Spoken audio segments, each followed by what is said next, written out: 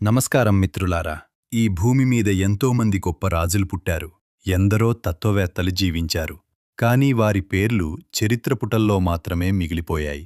అయితే సుమారు 2000 సంవత్సరాల క్రితం జీవించిన ఒక సాధారణ వడ్రంగి కుమారుడ్ని ఈరోజు ప్రపంచవ్యాప్తంగా 240 కోట్లకు పైగా ప్రజలు దేవుడిగా ఆరాధిస్తున్నారు. ఎందుకు? ఆయన కేవలం ఒక గొప్ప బోధకుడా? ఒక సంఘ సంస్కర్త? లేక నిజంగానే సృష్టికర్త అయిన దేవుడా? మీరు మన వీడియో తమ్నెయిల్లో చూసినట్లుగానే యేసు నిజంగా దేవుడా అన్న ప్రశ్నకు ఈరోజు మనం సమాధానం వెతుకుదాం.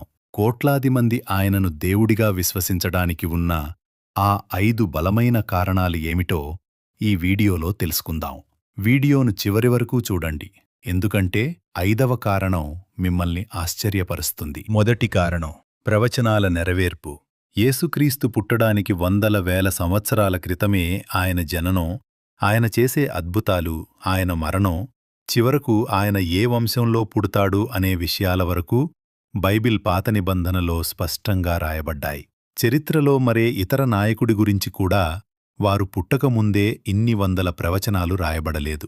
ఆశ్చర్యకరంగా యేసు తన జీవితకాలంలో సుమారు 300కు పైగా ప్రవచనాలను ఖచ్చితంగా నెరవేర్చాడు. గణితశాస్త్ర ప్రకారం ఇది కేవలం యాదృచ్ఛికంగా జరగడం అసాధ్యం అని పండితులు చెబుతారు. రెండవ కారణం ఆయన అద్భుతాలు, బోధనలు. యేసు ఎన్నడూ కత్తులు పట్టి యుద్ధాలు చేయలేదు. కాని ఆయన ప్రేమ, క్షమాగుణం అనే ఆయుధాలతో కోట్లాది హృదయాలను జయించాడు. నిన్నువలే నీ పొరుగువారిని ప్రేమించు, శత్రువులను సైతం క్షమించు అన్న ఆయన బోధనలు ప్రపంచానికి కొత్తదారిని చూపించాయి. కేవలం మాటలే కాదు, పుట్టు గుడ్డివారికి చూపునివ్వడం, కుష్ఠురోగులను స్వస్థపరచడం, ప్రకృతి శక్తులైన గాలిని, సముద్రాన్ని శాసించడం వంటివి ఆయనల్లోని దైవిక శక్తికి నిదర్శనంగా భక్తులు నమ్ముతారు. మూడవ కారణం తన గురించి తాను చేసుకున్న ప్రకటన. చరిత్రలో చాలామంది గొప్ప వ్యక్తులు తమను తాము దేవుని దూతలుగానో లేదా దేవుని మార్గాన్ని చూపే గురువులుగానో చెప్పుకున్నారు. కాని యేసుక్రీస్తు స్పష్టంగా నేనే మార్గమును, సత్యమును, జీవమును అని ప్రకటించాడు. నన్ను చూసినవాడు తండ్రిని చూసినట్టే అని ధైర్యంగా చెప్పాడు. ఒక సాధారణ మనిషి ఇలా చెబితే అతన్ని పిచ్చివాడు అంటారు. కాని యేసు నైతిక జీవితం, ఆయన జ్ఞానం చూసినవారు ఎవరూ ఆయనను పిచ్చివాడిగా అనుకోలేదు. అందుకే ఆయన చెప్పింది నిజమని, ఆయన సాక్షాత్తు దేవుని స్వరూపమని క్రైస్తవులు విశ్వసిస్తారు. నాలుగవ కారణం మరణంపై విజయం, పునరుద్ధానం. క్రైస్తవ విశ్వాసానికి అతిపెద్ద పునాది ఇదే. యేసును సిలువ వేసి చంపిన తరువాత ఆయన సమాధి చేయబడ్డాడు. కాని 3వ రోజున ఆయన సమాధి ఖాళీగా కనిపించింది.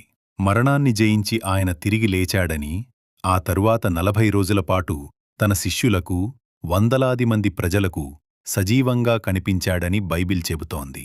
ఆయన శిష్యులు ప్రాణభయంతో దాక్కున్నవారు కాస్త ఆయన పునరుద్ధానాన్ని చూసిన తరువాత ధైర్యంగా ప్రపంచమంతా సువార్తను ప్రకటించారు. ఆ సత్యం కోసం తమ ప్రాణాలను సైతం సంతోషంగా అర్పించారు. ఒక అబద్ధం కోసం ఎవరూ తమ ప్రాణాలను ఇవ్వరు కదా. 5వ మరియు అత్యంత కీలకమైన కారణం వ్యక్తుల జీవితాల్లో మార్పు. చరిత్ర ఆధారాలు, పుస్తకాలు పక్కన పెడితే ఈనాటికి కోట్లాది మంది ప్రజలు యేసును ఆరాధించటానికి ప్రధాన కారణం వారి వ్యక్తిగత అనుభవమే. ఎంతోమంది వ్యసనపరులు, నేరస్తులు, నిరాశలో కూరుకుపోయినవారు యేసు నామము ద్వారా తమ జీవితాలు పూర్తిగా మారిపోయాయని చెబుతారు. ప్రార్థన ద్వారా వారు పొందిన మానసిక శాంతి, స్వస్థతలు. యేసు కేవలం ఒక చారిత్రక పురుషుడు మాత్రమే కాదు, ఆయన నేటికీ సజీవంగా ఉన్న దేవుడు అని వారు దృఢంగా విశ్వసించటానికి కారణమయ్యాయి. ఇవి మిత్రులారా, చరిత్ర, ప్రవచనాలు, ఆయన బోధనలు, పునరుద్ధానం మరియు కోట్లాది మంది జీవితాల్లో మార్పు. ఈ 5 కారణాల వల్లే నేటికీ యేసుక్రీస్తును ప్రపంచవ్యాప్తంగా దేవుడిగా నమ్ముతున్నారు. మరి దీనిపై మీ అభిప్రాయమేమిటి? కింద కామెంట్స్లో మాతో పంచుకోండి. ఈ వీడియో మీకు నచ్చినట్లయితే దయచేసి లైక్ చేయండి, మీ మిత్రులకు షేర్ చేయండి, మరియు ఇలాంటి ఆసక్తికరమైన వీడియోల కోసం మన ఛానల్ని సబ్స్క్రైబ్ చేసుకోవడం మర్చిపోకండి. ధన్యవాదాలు.